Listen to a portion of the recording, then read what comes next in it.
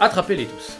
Le slogan de la franchise la plus lucrative de tous les temps. Jeux vidéo, cartes à collectionner, jouets, peluches, dessins animés ou encore sextoy, Pokémon est un véritable phénomène de société depuis près de 30 ans. Mais à la base, tout part de deux jeux sortis simultanément sur Game Boy et développés par un petit studio en qui personne ne croyait. Alors installez-vous confortablement car aujourd'hui on revient sur les deux jeux qui ont fondé la licence que nous sommes nombreux à porter dans notre cœur, j'ai nommé Pokémon Rouge et Bleu.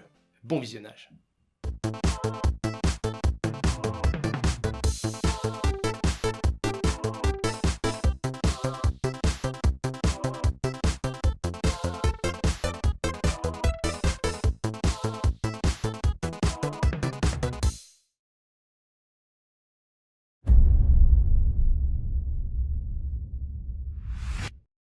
Petite remise en contexte. Nous sommes au début des années...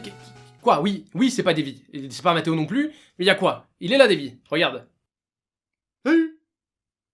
Je disais. Nous sommes au milieu des années 90. La Game Boy est en fin de vie et un jeu que personne ne connaît ni n'attend sort sur cette dernière. Pokémon version rouge et version bleue. Étonnamment, les jeux rencontrent un grand succès.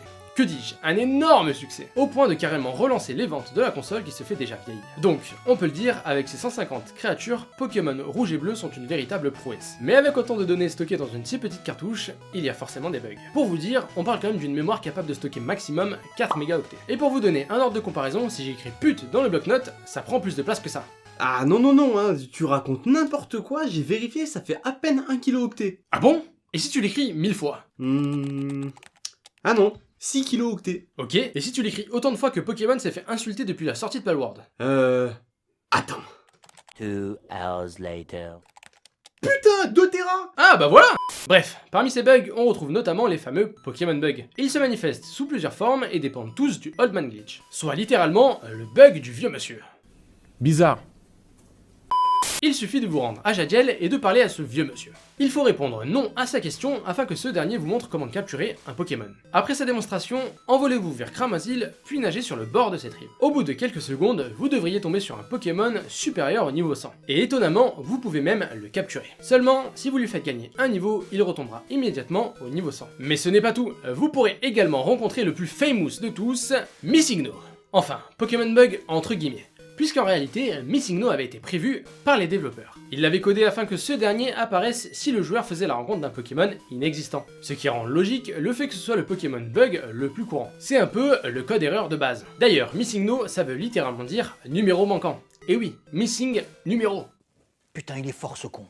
Bon, ensuite, le rencontrer multiplie le 6ème objet de votre inventaire par 128. Mettez un super bonbon ou la Master Ball à cet emplacement et vous deviendrez immédiatement millionnaire. Mais attention, si vous le rencontrez, la meilleure option reste encore de le mettre KO, car si vous le capturez, vous risqueriez très fortement de niquer votre partie. Et avoir 128 Master Ball sans pouvoir les utiliser, bah ça sert à rien. Sinon, il y a également le Ditto Glitch, soit littéralement le bug de métamorphe. Sa réalisation prend en compte des calculs à base de décimales et ce genre de choses que j'ai pas forcément envie de vous détailler ici parce que de toute manière, j'ai rien compris. Mais en gros, ce glitch permet de dupliquer n'importe quel objet par 128, de capturer tous les Pokémon que vous voulez et par conséquent de compléter votre Pokédex bien plus facilement. Vous pouvez également rencontrer tous les Pokémon glitch via cette technique. Le seul inconvénient à tout ça, c'est qu'ils seront tous niveau 7 maximum. Oh merde! Oh, c'est con ça! Le dernier bug majeur dont il faut que je vous parle, c'est celui de Bugville.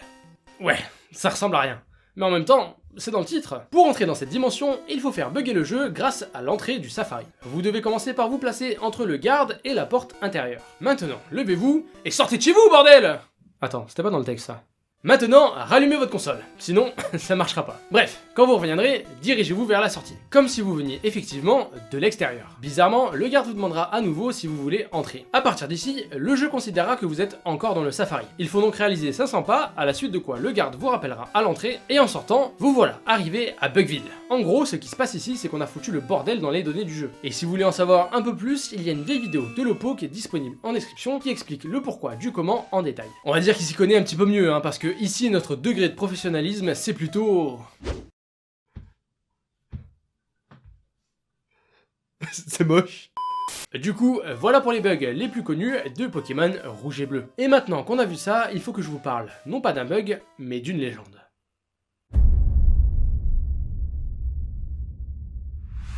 Il est temps de vous parler du Pokémon légendaire le plus connu de tous les temps, j'ai nommé... Fion. Hein? Merde, Mew. Le plus connu, tu sous-estimes un peu Mewtwo là. Ouais, mais c'est Mewtwo, donc c'est forcément le deuxième. Ah ouais. Bref, vous connaissez Mew, non? Parce que si aujourd'hui vous pouvez acheter une Pokéball à 70 € avec votre Mew personnalisé à l'intérieur, et ben à l'époque c'était un vrai mythe. Que dis-je? Une légende, puisqu'il n'était tout simplement pas capturable. Cette absence, et surtout cette rumeur concernant un 151ème Pokémon a énormément fait jaser dans les cours de récré. La rumeur la plus populaire était que Mew se cachait derrière ce camion à Carmin-sur-Mer. Camion étant évidemment inaccessible, sinon c'est pas drôle. Avec le temps, certains ont réussi à accéder à ce camion et on a très vite compris que c'était de la merde. Il y avait rien du tout. Et au cas où, d'autres ont fouillé les données du jeu et effectivement, il y avait rien. Enfin, il y avait rien derrière le camion, puisqu'en réalité, Mew était bel et bien caché quelque part, mais pour le rencontrer, il y avait besoin de quelques prérequis. Dans un premier temps, il fallait posséder dans son équipe un Pokémon avec la capacité vol. Et également, il ne fallait pas avoir combattu le croupier sur la route 8 ainsi que ce gamin sur la route 25. Puisque pour rencontrer Mew, il fallait un petit peu manipuler la mémoire de la cartouche. Et si vous ne voyez pas ce que je veux dire, eh bien pour faire simple, disons que dans un jeu, il est possible de manipuler la mémoire vive afin de déclencher des actions qui n'ont a priori aucun rapport avec la situation actuelle. En gros, on vient mélanger un peu les informations présentes dans la mémoire du jeu afin de forcer ce dernier à se tromper dans l'exécution des données. C'est techniquement très mal résumé, mais en gros, c'est ça. Et vous voyez peut-être, mais la manipulation de mémoire, c'est également utilisé par les speedrunners dans les catégories où les bugs sont autorisés. Par exemple, quand vous voyez un record du monde sur Mario Bros 3 où le mec fait des trucs qui ont l'air complètement random et où il se passe ça, et ben ça résulte de la manipulation de mémoire exécutée par le joueur en réalisant des actions extrêmement précises. Par exemple, quand il s'y reprend à 3 fois pour placer cette coquille précisément ici, et bien c'est parce que ça se joue au pixel près. Et c'est un peu le même principe pour le bug qui nous permet de rencontrer Mew. Dans un premier temps, il faut vous rendre sur la route 8 et vous placer ici. Maintenant, faites un pas vers le croupier. Mais pendant que votre personnage se déplace, enfoncez le bouton Start. Cela ouvrira le menu avant que le croupier ne vous repère. Le combat ne se lancera donc pas tant que vous resterez ici. Ensuite, il vous faut utiliser la capacité vol vers Azuria. Le croupier vous repérera, mais le combat ne se lancera pas parce que vous êtes plus là. A partir d'ici, vous ne pouvez plus accéder au menu Start. Mais pas de souci pour ça, il vous suffit de vous rendre au nord de la ville et affronter ce gamin. Attention, il faut laisser au moins une case entre ce dernier et vous, sinon la console freeze et c'est mort. Après l'avoir battu, le menu Start est à nouveau disponible, vous pouvez donc vous envoler pour l'avant-ville afin d'écouter cette musique des enfers. Comme la pression est insoutenable, vous décidez de sortir de la ville par l'ouest, mais dès que vous posez le pied en dehors de cette dernière, les fantômes de la tour Pokémon prennent le contrôle de votre console en ouvrant le menu. Comme vous n'êtes pas un fragile, vous décidez de vous affirmer en le refermant. Et là, ça part en couille. Vous allez vous faire hagra par tous les fantômes du village et... ah non, en fait, c'est Mew. Bon, il est que niveau 7 et ne connaît que écrase-face, mais bon, c'est Mew. Toutes mes félicitations, vous avez économisé 70 € et si on avait été dans les années 90, vous auriez été le roi du pétrole. Parce que si aujourd'hui, on s'en bat les couilles, je pense qu'on se rend pas bien compte à quel point Mew a participé au succès de la franchise. Il était plutôt destiné à servir de mythe pour la création de Mewtwo. Et alors que Nintendo avait demandé aux développeurs de ne plus toucher au jeu pendant les phases de test, l'un des développeurs, en accord avec ses collègues, l'a intégré au dernier moment. Donc finalement, merci Shigeki Morimoto pour ta blague.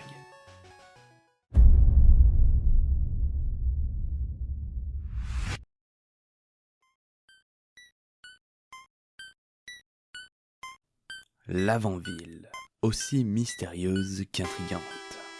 Et cette mélodie, c'est comme si il manquait de fréquences. Peut-être que si j'arrive à nous pourrions enfin...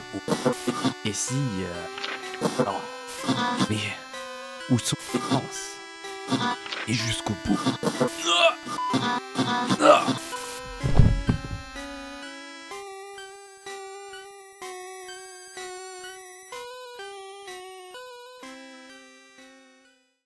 La scène à laquelle vous venez d'assister, c'est celle d'un imprudent qui s'est entêté à retrouver les fréquences manquantes dans la musique de l'avant-ville. Et ce, malgré les mises en garde. On l'avait pourtant prévenu que plus de 200 enfants japonais avaient perdu la vie juste à l'écoute de cette dernière. Mais que voulez-vous, son imprudence aura eu raison de lui. Ça, c'est ce que vous auriez voulu entendre. Mais malheureusement, ou heureusement plutôt, tout ça n'est qu'une creepypasta. Tout est faux. Mais le syndrome de l'avant-ville, c'est la creepypasta la plus répandue de ces 15 dernières années. Alors forcément, il y a beaucoup de choses à en dire. Déjà, ce syndrome n'est pas une creepypasta, mais plusieurs. Il y a celle à laquelle vous venez d'assister. L'histoire d'un adolescent qui aurait tenté de retrouver les fréquences manquantes de la musique de l'avant-ville et qui aurait perdu la vie dans des circonstances mystérieuses. Mais l'histoire originelle est présentée sous forme de reportage racontant que de mystérieux cas de suicide ont été répertoriés chez les enfants âgés de 10 à 15 ans dans les années 90. Le dénominateur commun à tout ça, c'est l'avant-ville. Tous les disparus étaient des joueurs de Pokémon, et comme par hasard, le dernier lieu qu'ils ont visité, c'était l'avant-ville. Très vite, des variantes de cette histoire mettront l'accent sur la musique de la ville qui est très énigmatique, ainsi que sur la tour Pokémon qui sert de cimetière. On raconte qu'on peut y faire la rencontre d'esprits damnés, rongés par la haine et la rancœur. Par exemple, la main blanche. Elle ne possède que 2 capacités et l'une d'entre elles est complètement buggée. Il y a aussi une rencontre encore plus troublante, celle du fantôme qui était originellement prévue à la place du fantôme d'Ossatueur. L'enterré vivant.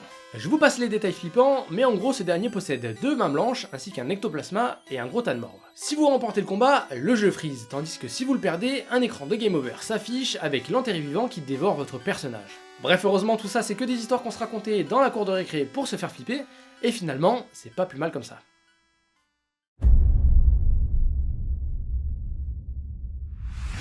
Pokémon, c'est des jeux, certes, mais c'est surtout un phénomène de... Oui, bon, il est parti pisser, fallait bien continuer la vidéo. Bref. Pokémon, c'est un phénomène, et c'est pas pour rien qu'on emploie le terme Pokémania pour parler de l'engouement qu'il y a autour de la licence. Et en France, tout a commencé en fin d'année 99.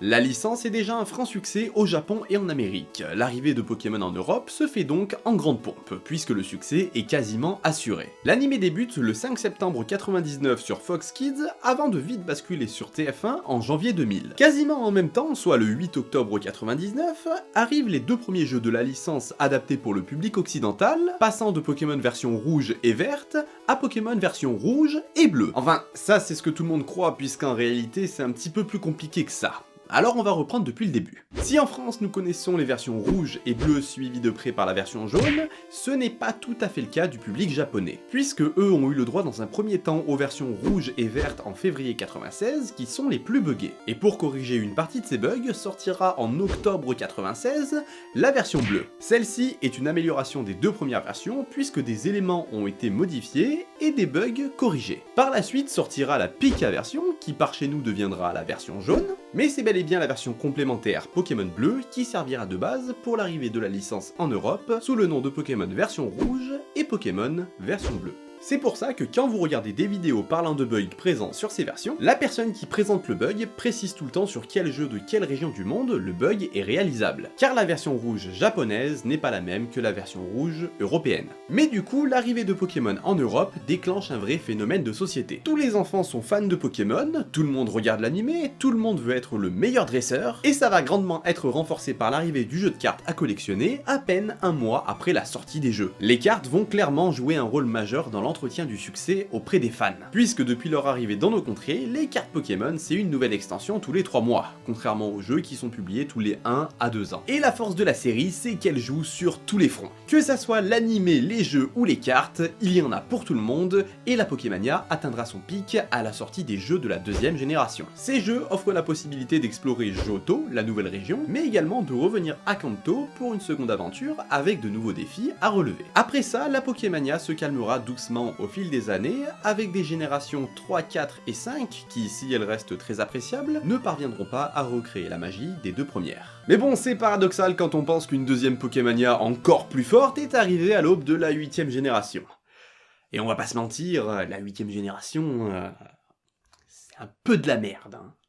Mais bon, ça, on en reparlera dans une prochaine vidéo. Mesdames et messieurs, merci de nous avoir suivis, on espère sincèrement que cette vidéo vous aura plu parce qu'elle nous a demandé bien plus de travail que les autres, alors vraiment, si vous avez passé un bon moment, eh ben éclatez-moi ce pouce bleu. Aussi, partagez la vidéo à vos proches, ça peut être une bonne mise en bouche pour quelqu'un qui ne connaît pas la licence, ou qui ne connaît pas l'histoire de la création de Pokémon, puisqu'on est vraiment revenu sur les basiques. Et comme d'habitude, si vous avez d'autres choses à nous apprendre sur la première génération de Pokémon, n'hésitez pas à nous raconter ça en commentaire, ça complétera toujours un peu plus la vidéo. Bref, c'était Nex et Asato qui visiblement ne reviendra pas, hein.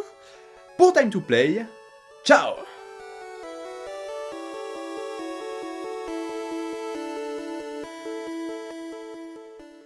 Allez vas-y c'est bon je suis là gros. Et la vie de ma mère, tacos, double viande, sauce Alger, comment c'est chaud.